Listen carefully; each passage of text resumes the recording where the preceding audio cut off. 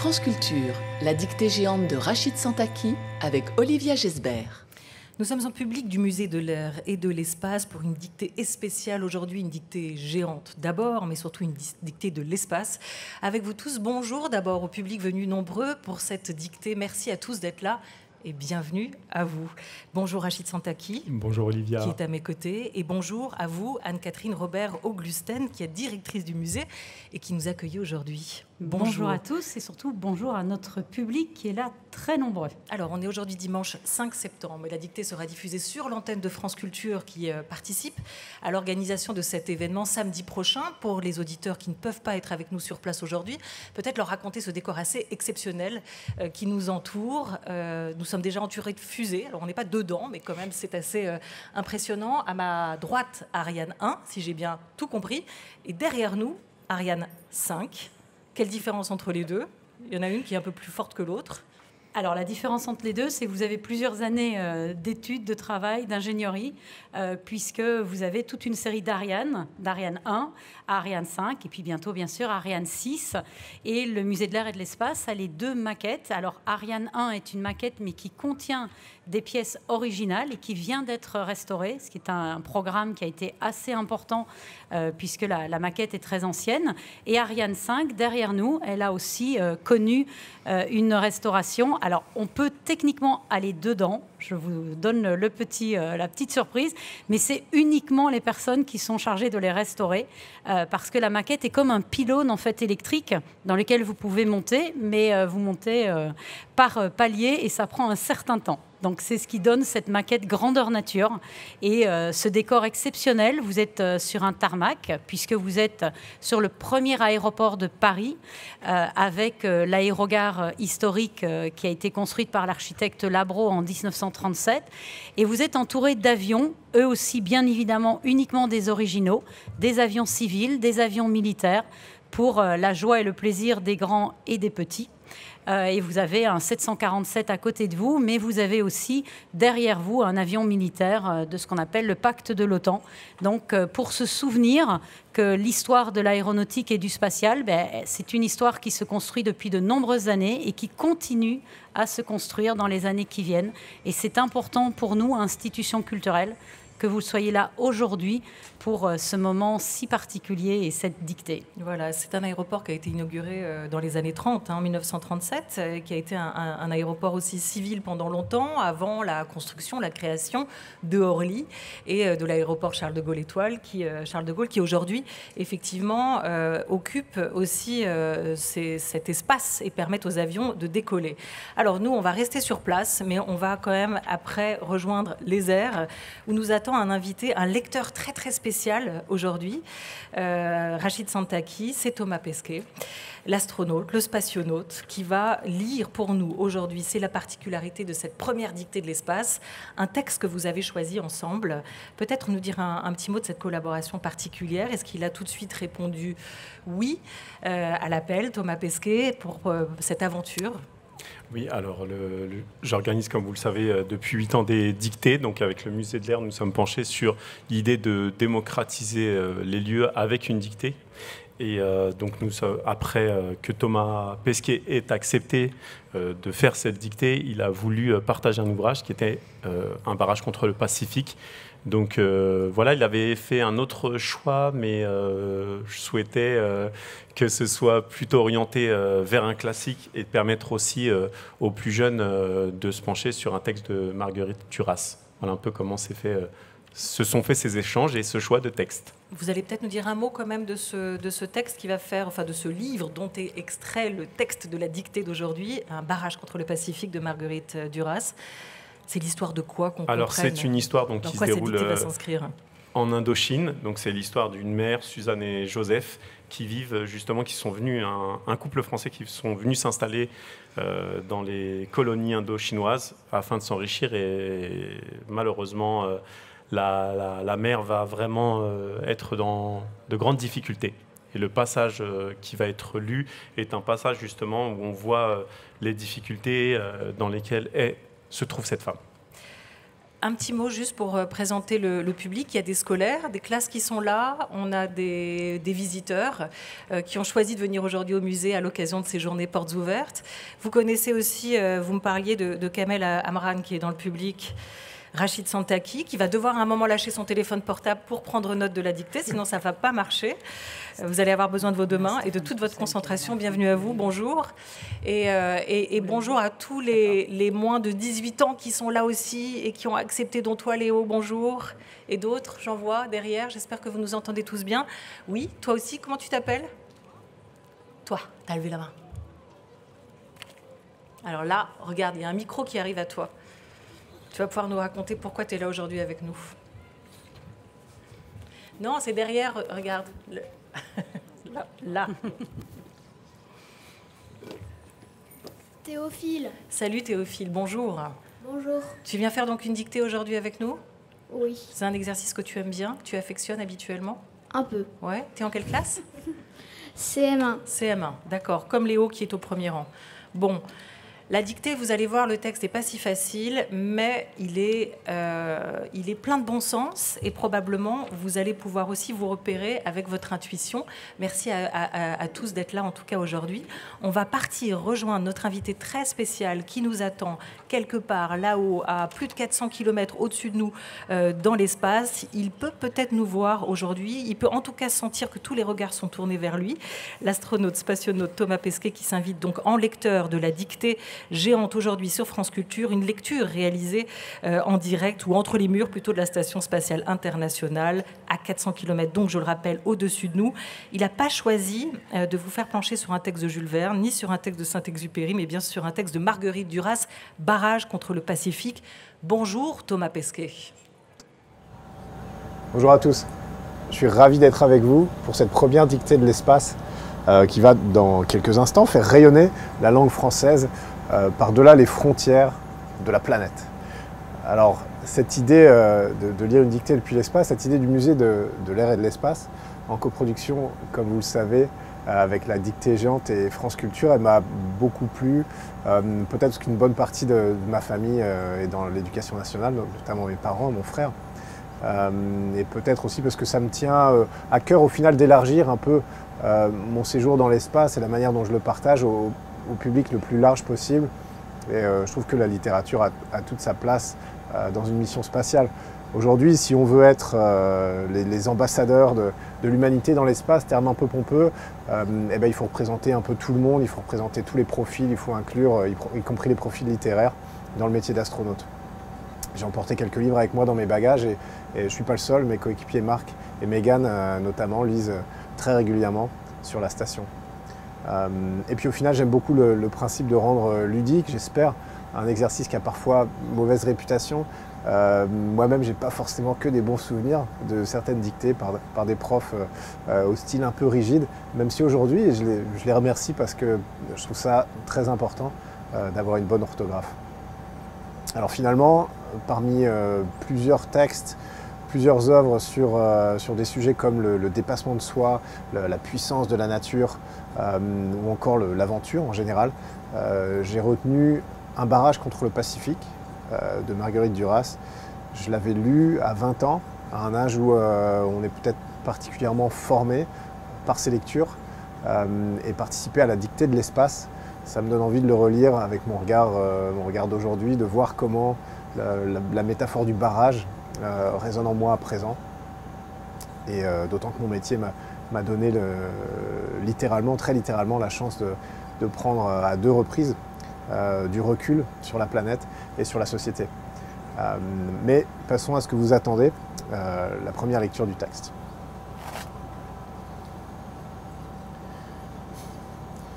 La mer avait repris son sarclage. C'était la 3e fois qu'elle plantait des canards rouges sur le talus qui bordait le terre-plein. La sécheresse les faisait régulièrement crever, mais elles s'obstinaient. Fin de la dictée pour les écoliers. Devant elle, le caporal binait le talus après l'avoir arrosé. Il devenait de plus en plus sourd et elle était obligée de hurler de plus en plus fort pour lui donner ses ordres. Peu avant le pont, vers la piste, la femme du caporal et sa fille pêchaient dans un marigot. Il y avait bien 1 heure qu'elles étaient accroupies dans la boue en train de pêcher. Il y avait bien 3 ans qu'on mangeait du poisson, toujours le même, celui qu'elles pêchaient chaque soir dans la même mare avant le pont. Bon courage à toutes et à tous pour la 2e lecture. Merci beaucoup à vous, Thomas Pesquet, pour cette mise en bouche, pour cette première lecture de la dictée. Et maintenant, c'est au tour de Rachid Santaki d'officier, d'opérer. À vous, surtout, de prendre note, maintenant que vous avez à peu près le texte à l'oreille. Rachid va donc dicter pour vous ce texte de Marguerite Duras, extrait du barrage contre le Pacifique. Puis, ensemble, on procédera, si ça vous va, à une lecture et à une correction. Vous avez tous une feuille, vous avez tous un stylo. Rachid Santaki, c'est à vous. Merci. Très bonne dictée à toutes et à tous, et merci de votre présence. La mer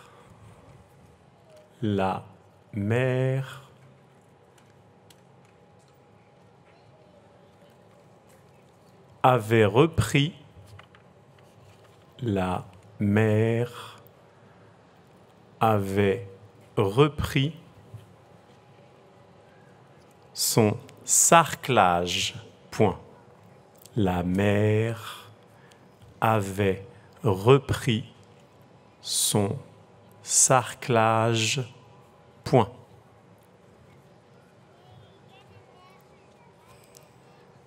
C'était la 3e fois. C'était la 3e fois. C'était la 3e fois qu'elle plantait, je répète pour les plus jeunes, la mer avait repris son sarclage. Point. C'était la 3e fois qu'elle plantait des canards rouges. Des canards rouges. C'était la 3e fois qu'elle plantait des canards rouges. Pas des canards, hein? Des canards. Canards. Des canards rouges. Je peux vous les plaire si vous le souhaitez. Non. Sur le talus,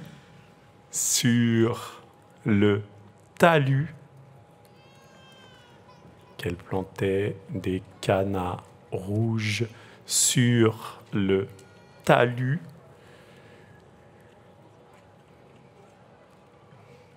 Sur le talus qui bordait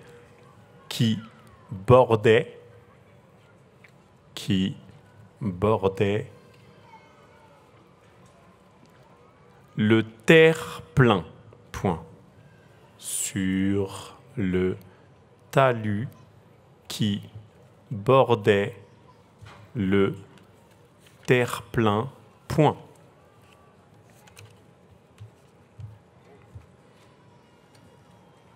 La sécheresse, les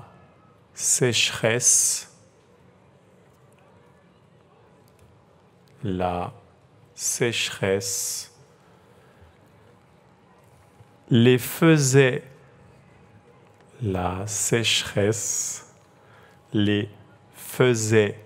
régulièrement, la sécheresse les faisait régulièrement crever. La sécheresse les faisait régulièrement crever. Est-ce que ça va pour les plus jeunes? La sécheresse les faisait régulièrement crever, mais elle s'obstinait. Point. Mais elle s'obstinait. Point. Je répète cette dernière phrase pour les plus jeunes. La sécheresse les faisait régulièrement crever, mais elle s'obstinait. Point. Et j'ai une bonne nouvelle, fin de la dictée pour les écoliers. Devant elle,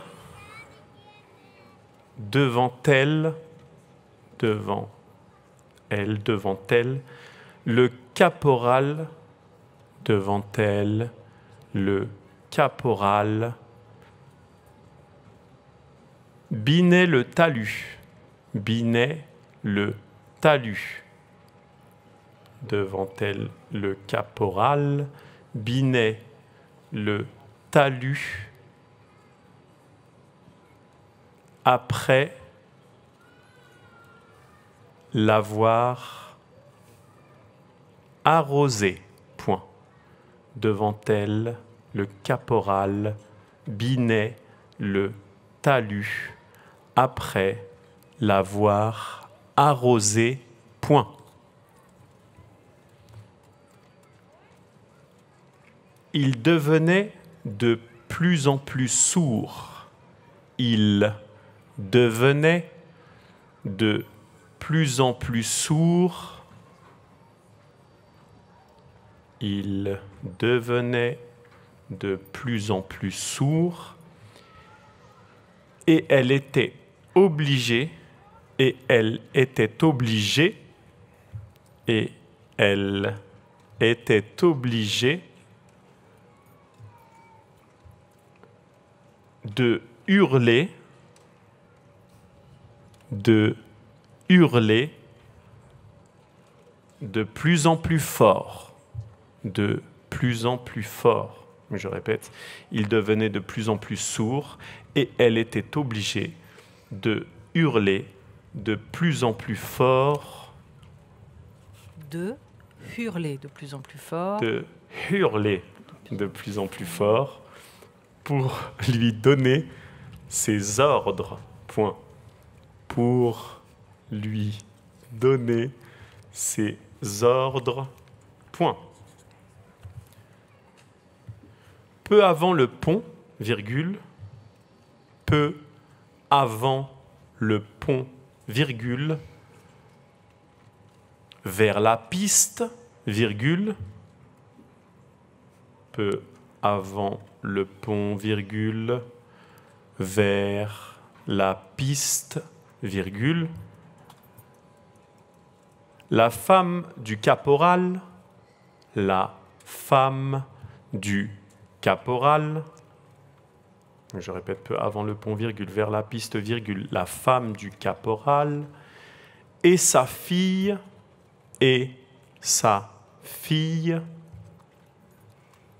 pêchait dans un marigot. Point. Peu avant le pont, virgule, vers la piste, virgule, la femme du caporal et sa fille pêchaient dans un marigot. Point.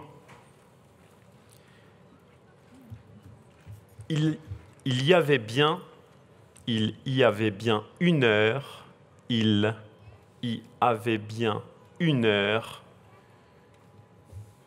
il y avait bien une heure qu'elles étaient accroupies, il y avait bien une heure qu'elles étaient accroupies dans la boue,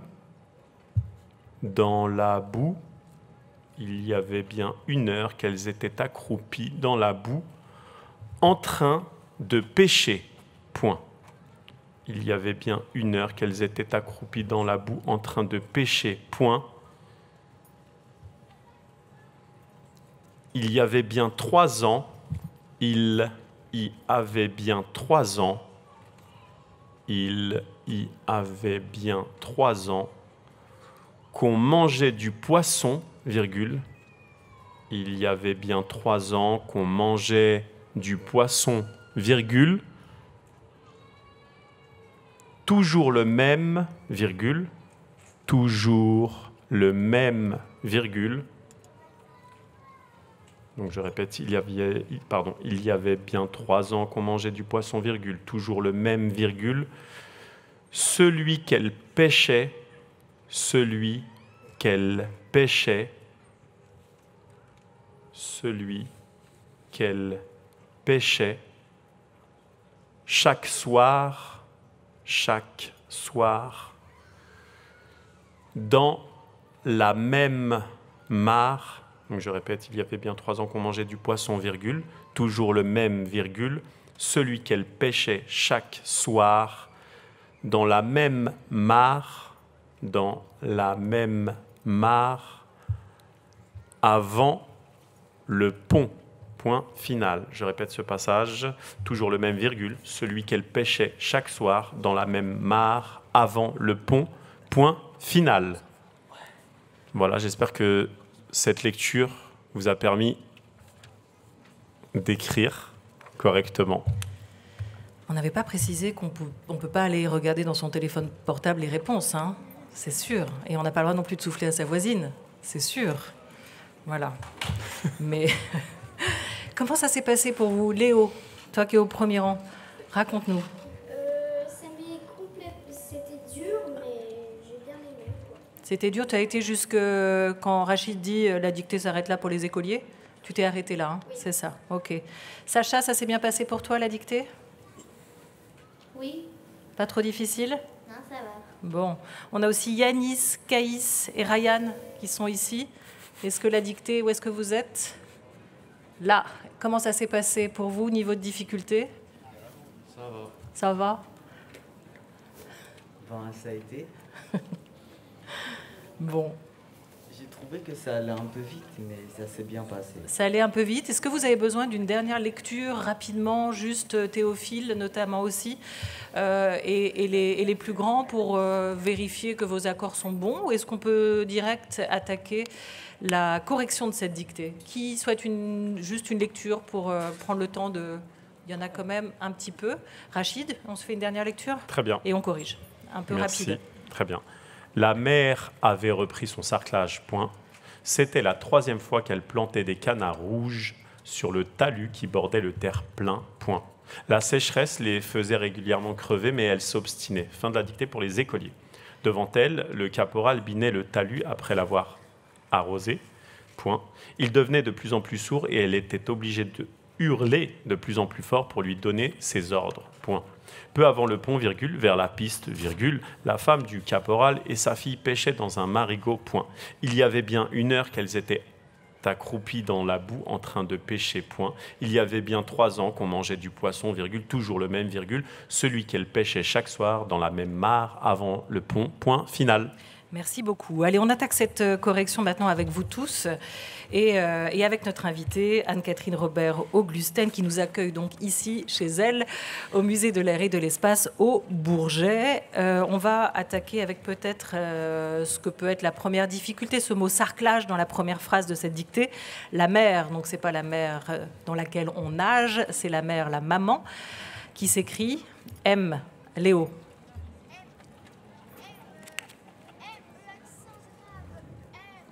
Redis-nous ça au micro.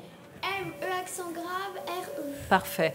La mère avait repris, auxiliaire avoir. On n'accorde pas le verbe reprendre, repris, ce participe passé qui s'écrit R-E-P-R-I-S, son sarclage. Sarclage, Rachid Santaki. S-A-R-C-L-A-G-E. Voilà pour le premier terme, sarclé.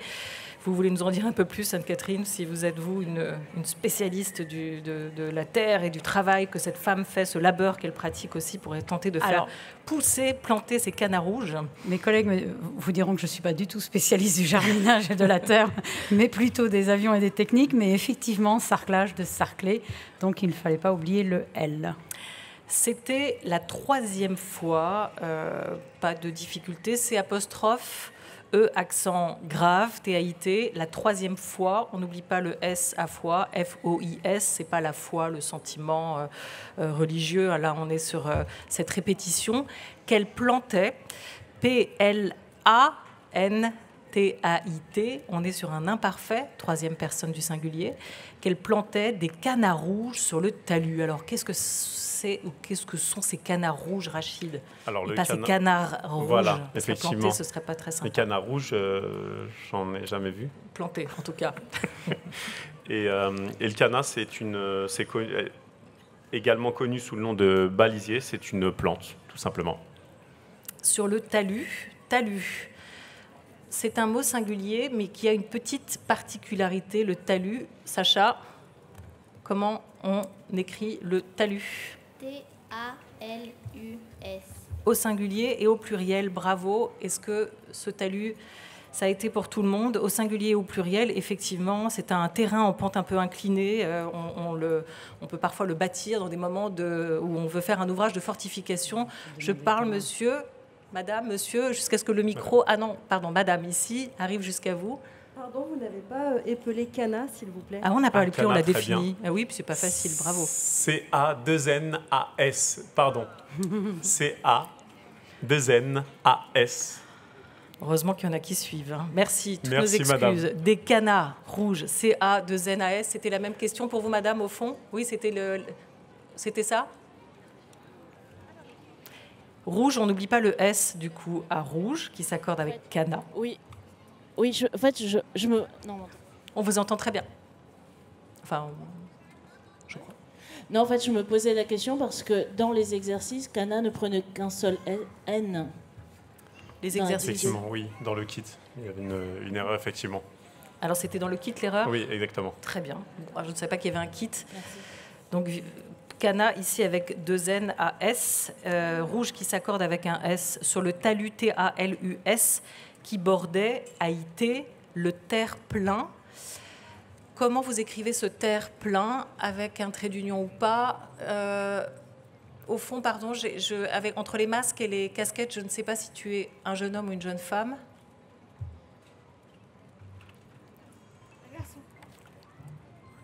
Un jeune homme.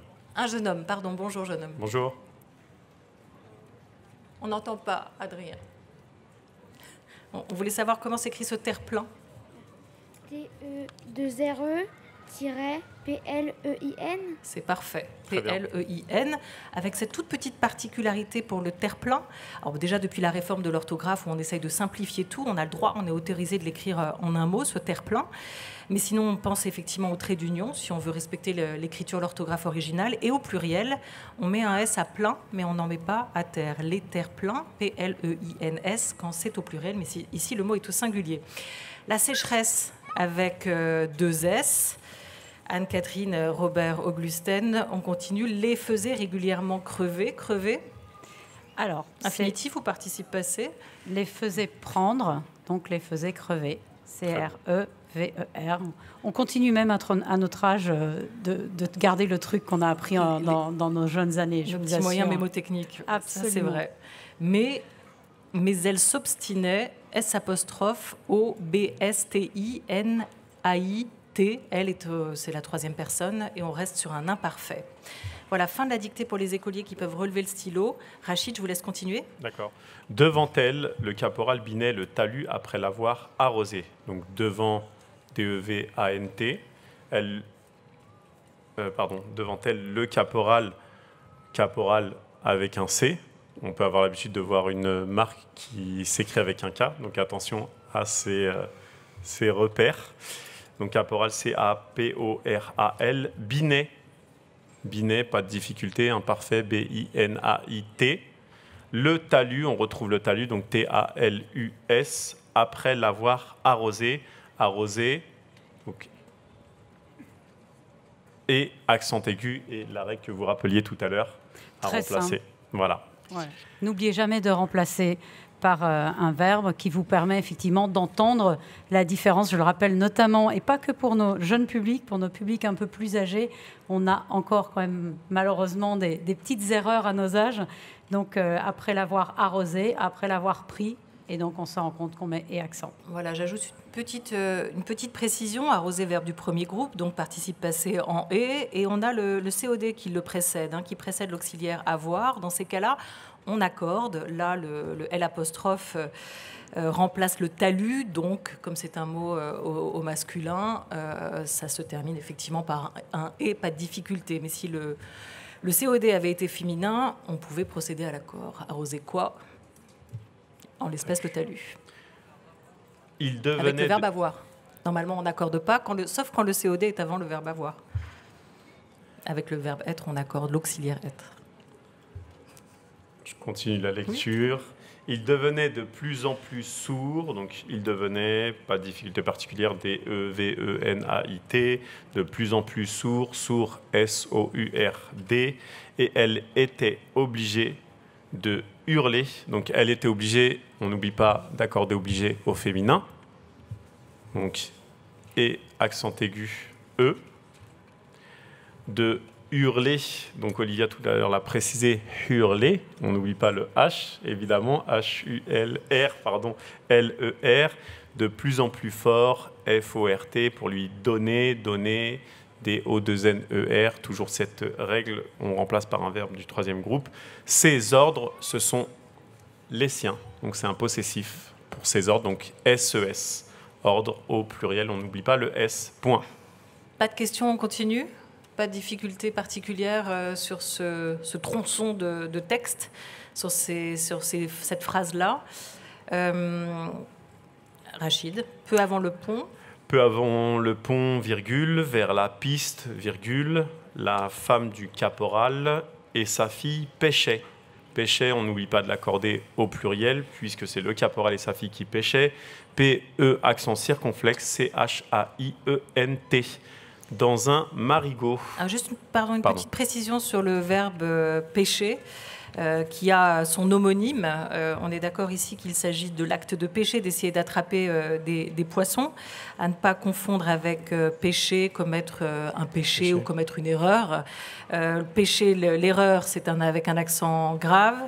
Rachid, et pêcher pour chercher les poissons, c'est avec un accent circonflexe. Et cette petite particularité aussi que pour le verbe, quand on a pêché, l'accent change. Il pêche, accent aigu, nous pêchons, accent grave, alors qu'avec le verbe pêcher des poissons, l'accent circonflexe reste tout le temps. Voilà. Voilà, alors donc j'arrive au mot marigot. Marigot peut-être qui pouvait éventuellement poser une difficulté. Je vois que les visages qui s'interrogent, donc je vais dévoiler son orthographe. M-A-R-I-G-O-T. Donc c'est un nom masculin et c'est le bras mort d'un fleuve. Voilà pour marigot, je continue. Il y avait bien 1 heure qu'elles étaient accroupies. Donc, il y avait bien 1 heure qu'elles étaient accroupies au pluriel. Donc, on n'oublie pas le S et l'accord aussi pour était, E, accent grave, aigu, pardon, T-A-I-E-N-T, accroupi, on accorde. Donc, A-2-C-R-O-U-P-I-E-S. Dans la boue, en train de pêcher. Pêcher, c'est toujours le même verbe. Donc, P-E, accent circonflexe, C-H-E-R, qu'on remplace également par un verbe du troisième groupe. Et la boue, B-O-U-E, Anne-Catherine Robert, Auglusten, pas de faute, pas de difficulté jusqu'ici ou Jusqu'ici, tout va bien. Juste peut-être une précision, le « en train » pourrait parfois surprendre aussi, parce qu'il y a deux définitions. Ici, on est bien en train de faire quelque chose, et ce n'est pas l'entrain qu'on pourrait avoir à faire cette dictée. Et qui s'écrirait autrement. Qui s'écrirait autrement. En un mot. Voilà, en un mot, et ici, nous sommes en 2 mots. En 2 mots. Merci beaucoup pour cette précision. Il y avait bien 3 ans qu'on mangeait du poisson, virgule, donc il y avait bien 3 ans évidemment en lettres. On n'oublie pas d'accorder AN et donc le S, qu'on mangeait du poisson, mangeait M-A-N-G-E-A-I-T, du poisson, virgule. Il ne faut pas oublier le jeu, sinon ça ferait manguait, on est d'accord? Effectivement. Donc on n'oublie pas de ce E avec ce verbe du premier groupe, manger, mais là conjugué donc à l'imparfait à la troisième personne. M-A-N-G-E-A-I-T, du poisson. Voilà. Poisson de S, sinon ça fait poison. Et c'est pas tout à fait aussi bon à consommer. Ouais. Exactement. Virgule, toujours le même, virgule, donc même, on n'oublie pas l'accent circonflexe sur le E. Celui qu'elle pêchait, donc celui qu'elle pêchait au pluriel, donc on n'oublie pas le S-A-L et pêchait, on vous l'a précisé tout à l'heure, l'accent circonflexe sur le E et A-I-E-N-T pour la terminaison.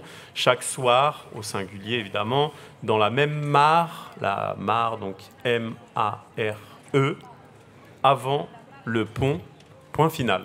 Alors, je crois que j'aurais mis 2 R à mare, naturellement. C'est donc un R. Je ne sais pas si vous êtes certains à avoir fait la faute par solidarité ou pas, ou si pour tout le monde il était clair qu'une mare ne prend qu'un R. Et d'ailleurs, marigot vient quand même de ce mot mare aussi. C'est une petite mare, un petit étang pour ce mot marigot qu'on avait attrapé tout à l'heure au milieu de la dictée. Je me demandais justement si on lisait encore La Mare au diable de George Sand, parce qu'il y a quelques années, ça nous permettait de nous souvenir qu'il n'y avait pas 2 heures. C'était un texte que nous avions à l'école. Oui, mais on a tendance à dire plus souvent aujourd'hui j'en ai marre. Et là, on a tendance à mettre effectivement 2 heures, je crois, à juste titre. Moi qui m'emmêle parfois les pinceaux avec ces mares et autres mots. Rachid Santaki. Nous avions eu l'occasion de faire une dictée d'un extrait de La Mare au diable, justement, de George Sand. Voilà, à retrouver sur franceculture.fr si vous souhaitez la refaire. Rapidement, juste, je voudrais savoir un peu comment ça s'est passé pour vous, madame, qui êtes au premier rang. Adrien, si tu peux... Ah, voilà. Je crois que vous êtes une fidèle de Rachid Santaki. Vous suivez souvent ses dictées. Vous étiez la première arrivée. Bonjour, je suis une fidèle rachidette. Donc depuis le 30 mars 2020, et je ne rate pratiquement jamais ces dictées. Alors pour celle-ci, que diriez-vous? J'ai toujours un peu le trac quand même quand il est là. Mais j'ai fait 2 dictées physiques l'année dernière à Saint-Denis et à Étampes où j'ai fait le 0 faute de la catégorie adulte. D'accord. Vous êtes de Seine-Saint-Denis aussi? De Nogent-sur-Marne. Et vous le retrouvez partout où il va sur Facebook, pour faire... tous les lundis à 10h. Donc demain, je l'attends de pied ferme. Bon, il sera peut-être resté dans les airs, perché avec Thomas Pesquet, mais en espérant que vous pourrez donc le retrouver demain. Pour vous, comment ça s'est passé également, Kamel, puisque vous avez fait cette dictée? Champion de dictée ou champion de boxe à l'origine? Champion. Bonjour, Bonjour. Je suis champion de boxe. Mais champion de la dictée aujourd'hui, ça s'est très mal passé. J'ai bien dérapé. Je n'ose pas dire combien j'ai fait de fautes. Non, ben dites-le, ça permettra aussi d'enlever les complexes à certains. Je vais être courageux, je compte là, je suis à 10 fautes. Et je vais en cacher encore 2 autres. Excusez-moi. On va sortir le constat, Olivia. Je vais essayer de progresser. Merci à Rachid Santaki. Merci beaucoup à vous. Est-ce que vous pouvez passer le micro à la jeune fille qui est derrière vous avec le chapeau? C'était une bonne idée de prévoir le chapeau. Comment ça s'est passé? Est-ce que tu as fait autant de fautes que Kamel Amran pour cette dictée? Bonjour. Bonjour. T'as quel âge? 8 ans. 8 ans. Comment ça s'est passé pour toi cette dictée? Bon, c'était un peu dur. Un peu dur? Les mots sur lesquels qui t'ont collé?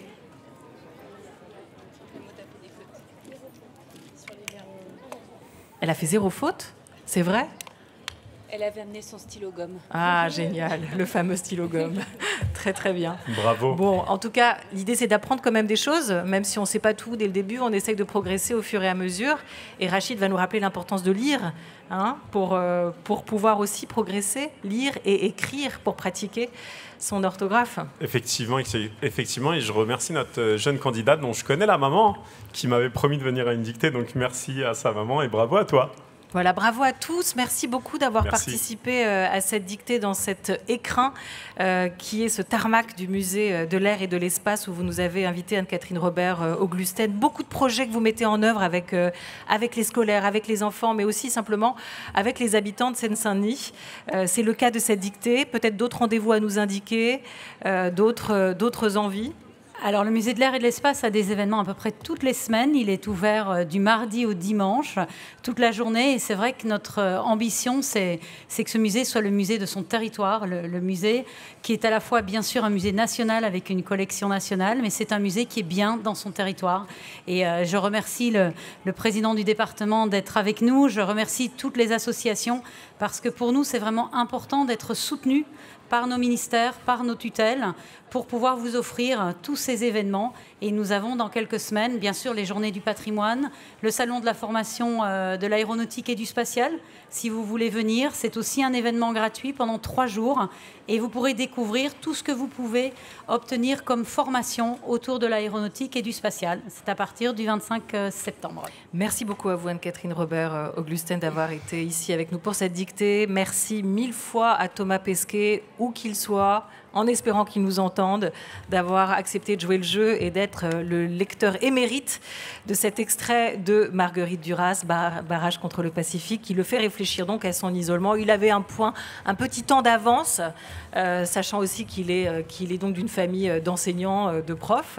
Mais voilà, il n'y a pas d'âge pour se remettre à la dictée, il nous l'a prouvé une fois encore. Merci beaucoup à tous. Merci à toutes et à tous et bravo, bravo, bravo. Merci.